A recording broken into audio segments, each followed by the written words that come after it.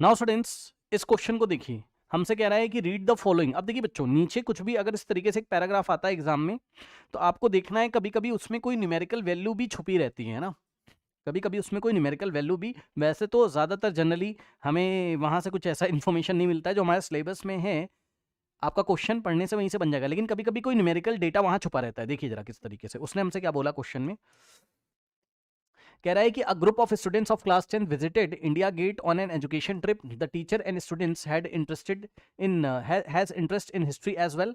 The teacher narrated that India Gate, officially named Delhi Memorial, originally called All India War Memorial Monumental Sandstone Arc in New Delhi, dedicated to the troops of British India. ये सब चीजें आप पढ़ लीजिएगा। आप देखिए इन्होंने क्या बोला है लास्ट में जाकर, teacher also said that India Gate which is located at the eastern end of the Rajpath formerly called Kingsway is अब अबाउट 138 फीट। अब ये देखिए खास बात है यहाँ पर, ठीक है, इसकी हाइट हमें दी हुई है, करेक्ट, जो भी हमारे पास यहाँ पर मॉन्यूमेंट है उसकी हाइट हमें दी हुई है 42 मीटर, यहाँ लिखा हुआ देखिए, फीट में भी दी हुई है और हमें मीटर्स में भी दिया हुआ है यहाँ पर, ठीक है। तो मीटर वाला क्योंकि हमें पता है हम एमके सिस्टम पढ़ते हैं, एसआई सिस्टम हम पढ़ते हैं, उसमें लेंथ का यूनिट क्या होता है मीटर, तो हम मीटर वाला लेके चलेंगे।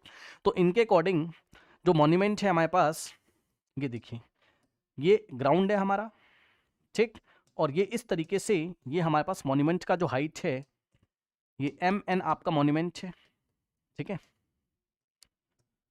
तो एम एन 42 मीटर्स आपको दिया हुआ। अब क्वेश्चन नंबर 1 कह रहा what is the angle of elevation if they are standing at a distance of 42 metre from the monument. तो ये जो मॉन्यूमेंट है आपका, इससे अगर ये तो 90 हो जाएगा पक्का, इससे कितनी डिस्टेंस पे हम लोग जाएं, मान लीजिए ये वाला पॉइंट आपका सी है, तो आपको इस मॉन्यूमेंट से कितनी डिस्टेंस पे जाएं कि एंगल ऑफ एलिवेशन कितना बन जाए हमारे पास, एक minute, at what, sorry angle of elevation पूछा है ना, कह रहा what is the angle of elevation if they are standing at a distance of 42 metre from the monument. मतलब समझिए कि आपका मॉन्यूमेंट की हाइट तो 42 दी हुई है, उसने कहा कि मॉन्यूमेंट से हम अगर 42 मीटर दूर चले जाएं, ये देखिए, तो आपको यहां से खड़े होकर इस मॉन्यूमेंट को अगर देखना है इसके टॉप को, तो एंगल ऑफ एलिवेशन कितना होगा, ठीक, इस तरीके से।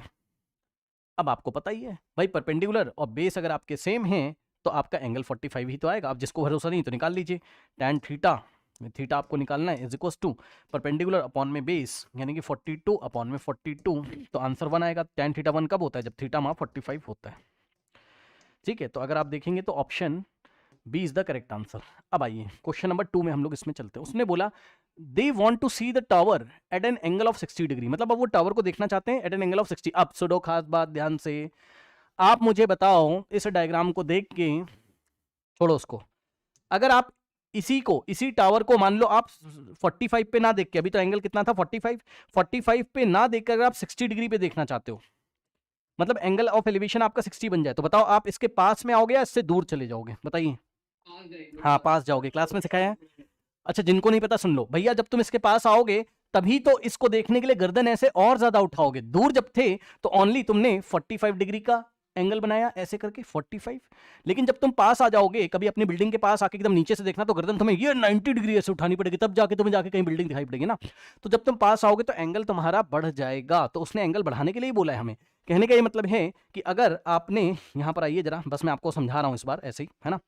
देखिए यहाँ पर अगर आपको कितना चाहिए एंगल, आपको यहां खड़े होना पड़ेगा कहीं, ये देखिए आपको ये वाले पॉइंट पे, ई पॉइंट पे खड़ा होना पड़ेगा, तब जाके एंगल ऑफ एलिवेशन आपका कितना बनेगा 60। तो आपको कौन सा डिस्टेंस पूछा है, ये वाला डिस्टेंस पार्ट 2 में पूछा है, एन से लेके ई तक हमें बताना है, ठीक है। आप पास में आ जाओगे इसके, तो एन ई पार्ट 2 में आपको बताना है। तो एन ई बताने के लिए ये वाला ट्राइंगल पकड़ लीजिए और आप tan 60 लगा दीजिए ट्राइंगल एम एन ई में, in triangle M N E में आप tan 60 लगा दीजिए, तो पार्ट 2 का आंसर आपका आ जाएगा। परपेंडिकुलर कितना है हमारे पास 42, ठीक, और बेस कितना है हमारे पास एन ई, और एन ई की लेंथ को एक्स मान लीजिए, ये एक्स मीटर है, अरे भाई मान लो क्या ही जा रहा है, तो परपेंडिकुलर अपॉन में बेस, तो बेस कितना है एक्स, और tan 60 कितना होता है √3 इज इक्वल्स टू 42 अपॉन में एक्स, एक्स इधर आएगा और √3 इधर आएगा, तो एक्स क्रॉस मल्टीप्लीकेशन ये इधर, तो 42 अपॉन में √3। अब देख लेते हैं भाई इतना ही आ रहा है क्या, एक्स ही आपका किसकी वैल्यू है, रिक्वायर्ड वैल्यू है ये एन ई, है ना। 42 अपॉन में √3 मीटर्स, क्या ऐसा आ रहा है, अरे भाई डेसिमल में आ रहा है, बहुत सही, चलो आ जाओ, ठीक। अगर डेसिमल में हमारे पास आ रहा है तो इसको रेशलाइज कर लीजिए और सॉल्व कर लीजिए, या सीधे आप √3 की वैल्यू रख के यहाँ पे डिवाइड करके अप्रॉक्स वैल्यू आप निकाल लीजिए, जैसे पसंद हो वैसे कर लो, है ना भाई। आइए, तो x is equals to 42 direct कर ले रहा हूँ, है ना। √3 की वैल्यू में अप्रॉक्स रख रहा हूँ कितनी, चैप्टर नंबर 1 में मुझे याद कराया गया, तो कट जाएगा। हाँ, वो भी होता है, कई सारे क्वेश्चंस में हमने किया हुआ है। लीजिए रेशलाइज कर लीजिए, ये देखिए √3 से ऊपर, यही तो बोला था मैंने पहले भी अभी, तो आप देखोगे तो 40, क्योंकि ये 3 का मल्टीपल है आपका, है ना, तो वैसे कर लीजिए। ये लीजिए, ये तो बड़ा अच्छा डेटा दिया हुआ है, √3 इंटू √3 3, आप देखेंगे तो यहाँ से कट जाएगा, 3 1 3, 3 1 3, 3 4 तो 14 इंटू √3 आ जाएगा। तो 14 इंटू √3, और √3 की वैल्यू तो आप लोग को याद ही है भाई, चैप्टर नंबर 1 जिनको नहीं याद है, √2 और √3 याद करके जाएगा एग्जाम में, चैप्टर नंबर 1 में याद कराया गया है। 1.732 मल्टीप्लाई करिए, अप्रॉक्स में आंसर आप निकालिए। तो अगर आप देखोगे तो 1.732 इंटू अगर आप 14 करेंगे तो आपके पास 4 2 ज़ा 8, 4 3 ज़ा 12, 1 4 7 ज़ा 28 प्लस 1 29, और 2 4 1 ज़ा 4 प्लस 2 6, और into 1 into 2 1 into 3 1 into 7 1 into 1, ठीक। तो 8 2 प्लस 2 4 और 9 प्लस 3 12, 1 जाएगा हमारे पास, तो 7 7 14 1 2, पीछे से 3 डिजिट छोड़ के आप डेसिमल, तो 24 पॉइंट समथिंग आएगा, 24.2 के आसपास का आंसर है हमारे पास कहीं पर, ठीक है। यस, जो आंसर ज्यादा एक्यूरेट हो उस पर टिक लगाएंगे, 24.2 के आसपास, ये option is the correct answer हमारे पास, है ना। 24.64 मत कर देना, ठीक है। तो option is the correct answer. अब आइए बढ़ते हम लोग पार्ट 3 की तरफ। तो पार्ट 3 में उसने क्या बोला है, कह रहा है if the altitude of the sun is at 60 degree then the height of the vertical tower, ठीक है भाई। ये हमारे पास एक वर्टिकल टावर है, एनसीईआरटी से ही इंस्पायर्ड क्वेश्चन है ये एंगल आपका 90 हो गया, और यहाँ ये आपकी टावर है इस तरीके से, यहाँ कहीं सन है, सन से लाइट आएगी तो ये टावर लाइट को रोकेगी, तो यहाँ शेडो आपकी बन जाएगी, ठीक है, यहाँ आपकी शेडो बन जाएगी। और कह रहा है the altitude of the sun is 60, मतलब ये आपको एंगल 60 दिया हुआ है, एनसीईआरटी में क्वेश्चन ऐसे हमने किए हुए। कह रहा है कि will cast a shadow of length 20, मतलब ये आपकी शेडो है, शेडो की लेंथ आपको दी हुई है 20 मीटर आपको दी हुई है शेडो की लेंथ, ठीक है। ट्राइंगल का नाम रख दीजिए ए बी सी। अब आपसे क्या पूछा होगा, टावर की हाइट पूछी होगी, और क्या पूछा होगा, पढ़ लीजिए। The altitude of the sun is this than the height of the vertical tower, ठीक। Height of the vertical tower आपसे ए बी का लेंथ पूछा है, 1060 लगाइए और आंसर आपके सामने होगा।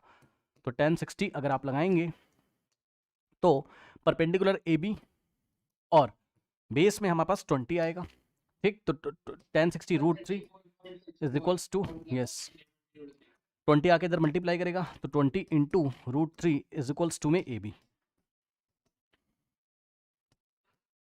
सो 20 को 2 इंटू 10 लिखिए और √3 की वैल्यू को 1.732 लिखिए। कई बार ऐसे क्वेश्चन कराए हैं, इससे क्या फायदा है, 10 से इसको मल्टीप्लाई करोगे, ये डेसिमल इधर जाएगा, तो आएगा 2 इंटू 17.32। अब इसको मल्टीप्लाई कर लीजिए, 2 से 2 टू द 4, 2 से 6 पॉइंट, 2 7 14 1 जाएगा, 2 1 2 प्लस 34.64 मीटर के आसपास आएगा। अच्छा, इस बार रूट में ही दे दिया, बहुत चलाक है भाई, क्या ही बात है, चलो कोई बात नहीं। तो 20 √3 हमारे पास आ रहा था, option is the correct answer. आइए अब देखेंगे हम लोग क्वेश्चन नंबर 4 को, ठीक है। तो क्वेश्चन नंबर 4 आइए हम लोग यहीं पे कर लेते हैं, वो मैं लेके नहीं आया हूँ, ठीक है, यहीं पे हम लोग कर लेते हैं। यहाँ पर क्वेश्चन नंबर 4 देखिए, उसने कहा कि the ratio of the length of the rod and its shadow is this to this, मतलब समझिए कोई रॉड होगी, हाँ बस बहुत आसान है भाई, कोई रॉड होगी हमारे पास इस तरीके से, ठीक है, ये रॉड है, ठीक, सपोज PQ हमारे पास रॉड है और ये इसकी शेडो है, QR इसकी शेडो है, तो भाई ये एंगल आपका 90, भाई कोई रॉड होगी, बहुत सारी रॉड वहाँ पे लगी हुई है, तो ये इस तरीके से आपका PQ यानी कि इसकी हाइट जो है, ये रॉड की हाइट और इसका जो आपका शेडो बन रहा है, इसका जो रेशियो है, PQ हो गई रॉड की लेंथ और QR हो गई आपकी शेडो की लेंथ, तो इसका रेशियो हमें कितना है 1:1 का, मतलब 1/1 हमें दिया हुआ है, ठीक। तो अब आप बताओ, अगर हम ये एंगल थीटा मान लें तो एक तरीके से आपको ये क्या दिया हुआ है, tan थीटा ही तो दिया हुआ है, tan थीटा ही तो दिया है, परपेंडिकुलर अपॉन में बेस 1:1 का मतलब 1, तो बताओ अगर tan थीटा 1 है तो थीटा को कितना होना पड़ेगा 45। और कई बार बताया आपको कि अगर परपेंडिकुलर बेस के इक्वल हो जाए, जो कि हो ही रहा है क्योंकि रेशियो 1:1 है, तभी तो दोनों इक्वल होंगे, है ना। तो इसका मतलब एंगल ऑफ एलिवेशन जो भी आपसे पूछ रहा है 45 आपका है, option B is the correct answer. अब सुनिए अगला सवाल, कह रहा है the angle formed by the line of sight with the horizontal, the angle of, अब सुनो ध्यान से, देखो ये मैं आपको करके दिखाता हूँ, इधर आइए, एनसीईआरटी में डेफिनेशन से क्वेश्चन आ गया है, सुन लो ध्यान से। जिसने मेरी क्लास करी, क्या मैंने थ्योरी नहीं पढ़ाई थी बताइए, याद है आपको, मैंने आपको थ्योरी पढ़ाई थी एंगल ऑफ डिप्रेशन की और एंगल ऑफ एलिवेशन की, और मैंने निशान भी लगवाया बुक में, आइए क्वेश्चन आ गया वहां से थ्योरी में, कह रहा था angle formed by the line of sight with the horizontal. Line of site क्या होता है? जिस लाइन के अलोंग लाइट रे आपकी आती या जाती है। ये देखिए, हम किसी टॉप पे खड़े हुए, यहां पे खड़े हुए, और ये ग्राउंड है मेरा, और यहां कोई कार खड़ी हुई है, पॉइंट सी पे कोई कार खड़ी है, यहां ए पॉइंट पे मैं खड़ा हुआ हूं, ठीक है। तो आपको याद है भाई, मैं कार की तरफ कैसे देखूंगा बताओ? सिखाया है क्लास में कैसे? ये आपका एक हॉरिजॉन्टल ड्रॉ करोगे इस तरीके से, इस वाले लाइन को हम क्या बोलते हैं? हॉरिजॉन्टल बोलते हैं, ठीक। तो हॉरिजॉन्टल हम इसको बोलते हैं जो कि ग्राउंड के पैरेलल होता है। और लाइन ऑफ साइट क्या होता है आपका? लाइन ऑफ साइट कौन सी लाइन होती है आपकी? लाइन ऑफ साइट होती है कि आप कार को देखिए तो देखेंगे कैसे? इस हॉरिजॉन्टल से गर्दन ऐसे झुकाएंगे, तो जब आप झुकाओगे तो यहां पे एक एंगल बनेगा, और ये जो लाइन है एसी, एसी आपकी लाइन ऑफ साइट है। लाइन ऑफ साइट कौन है आपका? एसी। मतलब भाई आपने देखा तो यहां कार से लाइट रे रिफ्लेक्ट होकर आ रही होगी ना इस लाइन के लॉन्ग, तभी तो आपकी आंखों में जाएगी, तभी तो आप कार को देखोगे। तो ये एसी आपका लाइन ऑफ साइट है। तो उसने हमें क्या बोला पढ़िए, कह रहा था angle formed by the line of site AC. ये जो लाइन ऑफ साइट एसी है, इसका एंगल किसके साथ चेक करना है? विद द हॉरिजॉन्टल के साथ चेक करना है। तो ये आपका, ये रहा हॉरिजॉन्टल, दिख रहा होगा भैया, डॉटेड लाइन से हॉरिजॉन्टल दिख रहा है, और ये लाइन ऑफ साइट है। तो आपका लाइन ऑफ साइट हॉरिजॉन्टल के साथ ये जो एंगल बनाता है, इस एंगल का नाम क्या होता था आपका? इस एंगल का नाम क्या होता था? Angle of depression. इस एंगल का नाम क्या होता था आपका? Angle of depression. So option C is the correct answer. आइए बढ़ते हम लोग नेक्स्ट क्वेश्चन की तरफ।